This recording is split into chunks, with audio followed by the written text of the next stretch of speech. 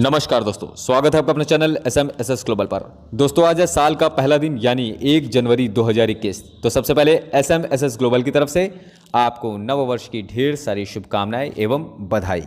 आशा करते हैं कि ये साल आपके लिए बहुत सारे अवसरों को सामने लाए और आप सफलता की बुलंदियों को प्राप्त करें। तो चलिए दोस्तों शुरू करते हैं 1 जनवरी 2021 के करंट अफेयर्स के इस वीडियो को।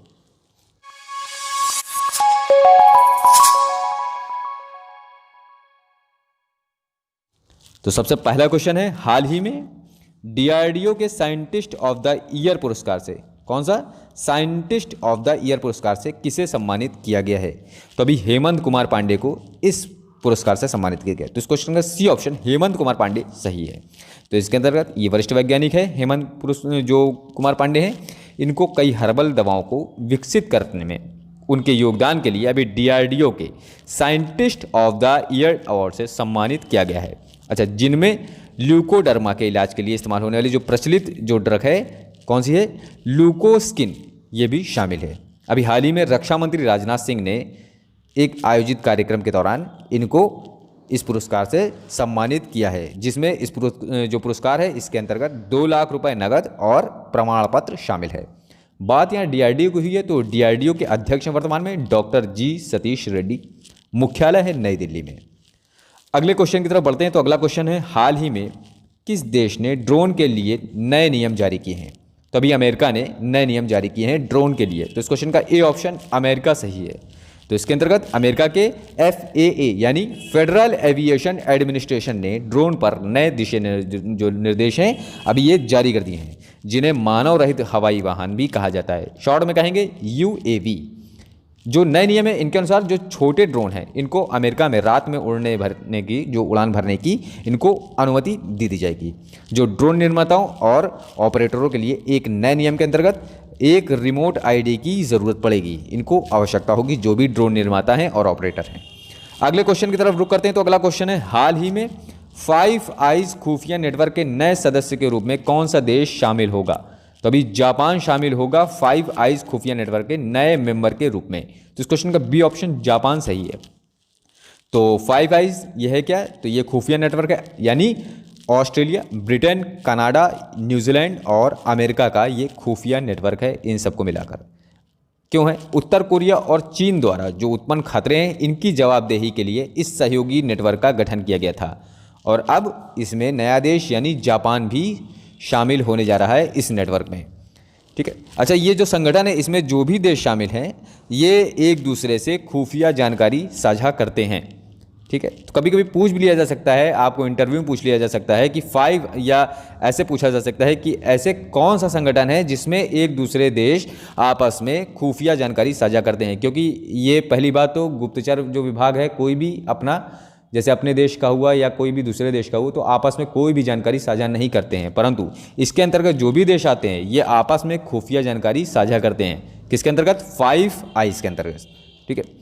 अच्छा, ये जो संगठन है इसकी शुरुआत हुई थी दूसरे विश्व युद्ध यानी 2nd वर्ल्ड वॉर के बाद हुई थी।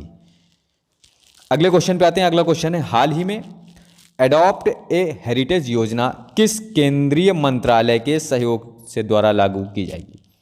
तो ये संस्कृति मंत्रालय द्वारा लागू की जाएगी। तो इस क्वेश्चन का ए ऑप्शन संस्कृति मंत्रालय सही है। तो इसका जो उद्देश्य है ये पूरे इंडिया में यानी पूरे भारत में जो स्थित विरासत स्थल पर पर्यटन सुविधाओं को बढ़ावा यानी विकसित करना, ताकि उन्हें जो पर्यटक आते हैं उनके लिए अनुकूल बनाया जा सके। अच्छा, इस परियोजना के तहत इन स्थानों को विकसित करने के लिए कई कंपनी और जो गैर सरकारी जो संगठन है इनके साथ 27 समझौता ज्ञापनों पर हस्ताक्षर भी किए गए हैं, जिन्हें स्मारक मित्र भी कहा जाता है। ठीक है। अगले क्वेश्चन पे आते हैं। अगला क्वेश्चन है, हाल ही में भारत का पहला परागणकर्ता पार्क किस राज्य में स्थापित किया गया? पॉलिनेटर पर। तो इस क्वेश्चन का सी ऑप्शन उत्तराखंड सही है। तो इसके अंतर्गत ये उत्तराखंड के जो शहर है नैनीताल शहर, यहाँ पे स्थापित किया गया है। ठीक है।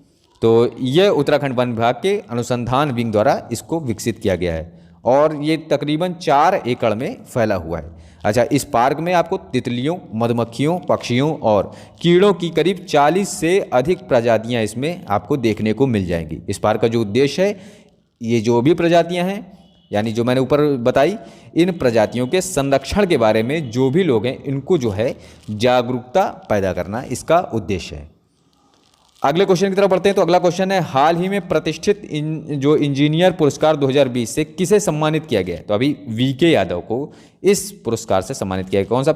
इंजीनियर पुरस्कार 2020। तो इस क्वेश्चन का सी ऑप्शन वीके यादव सही है। तो ये पुरस्कार institution of engineering and technology यानी आईईटी द्वारा भारतीय रेलवे के आधुनिकीकरण और सुधारों के लिए उनके उत्कृष्ट योगदान के लिए प्रदान किया गया है। अगले क्वेश्चन की तरफ आते हैं। तो अगला क्वेश्चन है, हाल ही में किसने ग्लोबल प्रवासी रिश्ता पोर्टल लॉन्च किया? तो अभी एस जयशंकर ने ये पोर्टल लॉन्च किया है। तो इस क्वेश्चन का सी ऑप्शन एस जयशंकर सही है। तो ये है विदेश मंत्री। इन्होंने यानी विदेश मंत्री ने दुनिया भर में भारतीय प्रवासी समुदाय से जुड़ने के लिए ये ग्लोबल प्रवासी रिश्ता पोर्टल ये ऐप लॉन्च किया है। पोर्टल और ऐप लॉन्च किया है विदेश मंत्री एस जयशंकर ने। तो दोस्तों ये थे आज के करंट अफेयर के महत्वपूर्ण क्वेश्चन। और अब बात करेंगे पिछले वीडियो के प्रश्न की। तो पिछला वीडियो का प्रश्न है, हाल ही में किस देश ने चंद्रमा पर परमाणु रिएक्टर स्थापित करने की योजना तैयार की? तो इसका सही आंसर था अमेरिका। दोस्तों अगर अभी तक आपने हमारे चैनल को सब्सक्राइब नहीं किया है तो दोस्तों सब्सक्राइब ज़रूर कर लीजिए, क्योंकि डेली आपको करंट अफेयर से जुड़े महत्वपूर्ण क्वेश्चन आपको देखने को मिलेंगे जो आपके आने वाले एग्जाम के लिए बेहद बहुत ही ज़्यादा महत्वपूर्ण हैं। तो दोस्तों प्लीज़ सब्सक्राइब कीजिए, शेयर कीजिए और ज़्यादा से ज़्यादा लाइक कीजिए ताकि हमारा हौसला बना रहे और आपको हम ऐसे ही करंट अफेयर्स के क्वेश्चन प्रोवाइड करवाते रहें। और हाँ दोस्तों, अगर आपको किसी भी मुद्दे पर, किसी भी टॉपिक पर आपको जानकारी चाहिए तो आप कमेंट में हमको बता सकते हैं। हम उससे रिलेटेड आपको वीडियो जल्द ही प्रोवाइड करवाएंगे। तो अगले तरफ बढ़ते हैं। तो आज के लिए जो क्वेश्चन ऑफ द डे है वो है आपके लिए ये कि हाल ही में भारत की पहली ड्राइवरलेस ट्रेन का उद्घाटन किसने किया है? तो ये 4 ऑप्शन आपके हैं जैसा कि हमने बताया, और आप इसका आंसर नीचे कमेंट बॉक्स में बता सकते हैं। आप इसका आंसर हमारे इंस्टाग्राम पेज पर भी दे सकते हैं। इंस्टाग्राम अकाउंट का पेज आपको जो है लिंक डिस्क्रिप्शन बॉक्स में मिल जाएगा। तो दोस्तों जुड़े रहिए हमारे साथ डेली करंट अफेयर के लिए। और हाँ, चैनल को सब्सक्राइब, लाइक और शेयर करना बिल्कुल मत भूलिएगा। धन्यवाद।